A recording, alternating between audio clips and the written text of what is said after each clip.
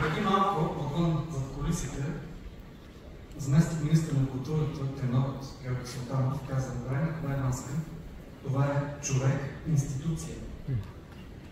Райна Калайванска не е просто една от най-великите личности в българската история. Извинявам се, че казвам пред вас.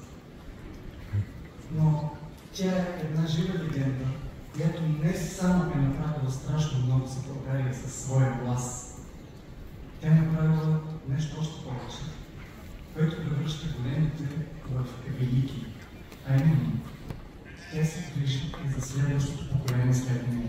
Защото помислете си колко много добри хора има по света, които обаче не ги интересуват какво се случва след тях.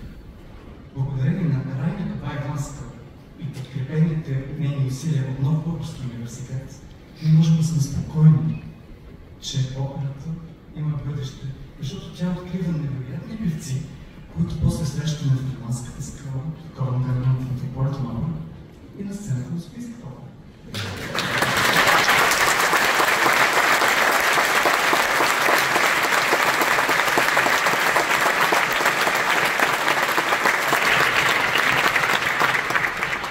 Това е момента, в който бих искал да изкажа личната си благодарност, защото от 25 години аз всяка година чакам месец септември.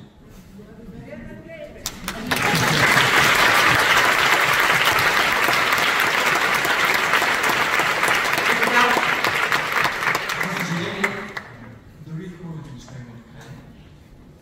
Сега ще чуете прекрасните певци на Райна Калайванска в още на изпълнение финала на операта Светски